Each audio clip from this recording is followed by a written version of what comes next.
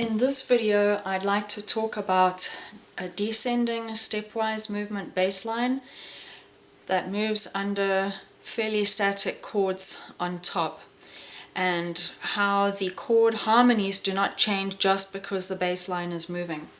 The example I'm going to use is A Whiter Shade of Pale, and the key is C major, and the chords used are C, F, D minor, G, E minor, a G7, and C, F, G, F in first inversion, G7 first inversion, and ending on C, with a strong cadence or phrase ending going from dominant 7, to tonic, or the root chord, in this case 5-7, to C, with specific root movement going from the first inversion, the third of the chord, onto the tonic chord.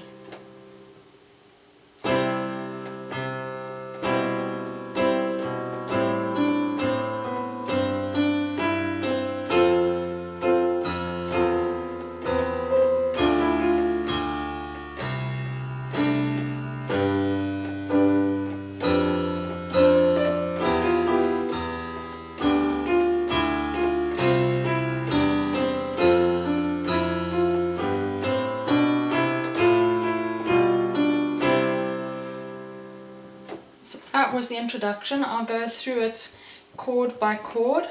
The opening is C chord with a C bass.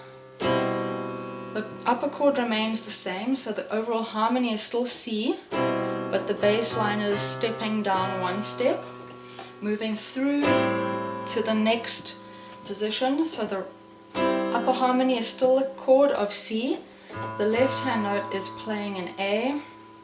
If you want to get technical, this would be an A minor 7. You could think of it that way, but I tend to think of it as the chord C, just with a stepwise bass, moving from C, B, A to G. The G note happens to be part of the C chord, so it works very well. It's a second inversion C. Now we get a real harmony change to the chord of F.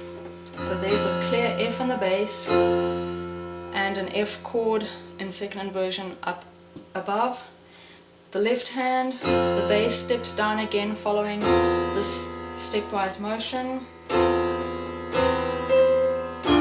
Real harmony change to D minor. And again, stepwise movement in the left hand. You could call it D minor 7 with the C in the bass, but I prefer to think of it as D minor just with the C in the bass.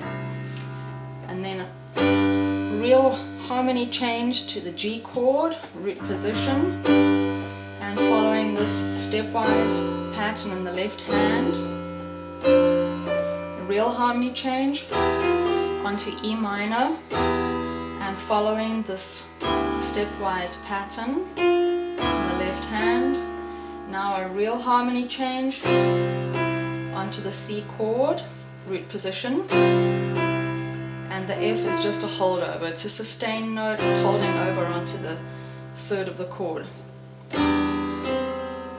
And still a C chord, first inversion. That's the outline of your harmony. Then a real chord change to F. Doesn't matter what the in-between notes are doing, they're just decorating your chord. They're not changing the harmony in any way. Real harmony change is a G chord, and again we've got little decorating notes. The overall harmony stays G chord. Next harmony change, that's your F chord in first inversion. That would be F in root position. F is in the bass. Here the third of the chord, the A, is in the bass, which makes it a first inversion harmony. And then your next chord comes your G7, first inversion. The third of the chord is in the bass, and resolving onto the C, the tonic. Very strong chord movement here, going subdominant, dominant 7th, very strong, to tonic, C chord. So if we use it first inversion, still strong, and ending on your C chord.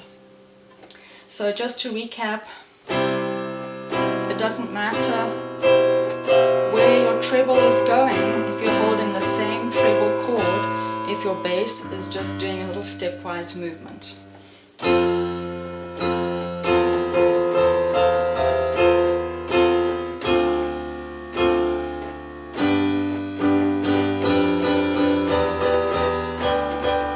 Doesn't matter how your chord gets arranged, as long as you've got the same chord letters and your bass is doing a stepwise movement, you'll still have your ultimate harmony over a particular note in the bass. So hopefully that'll be helpful.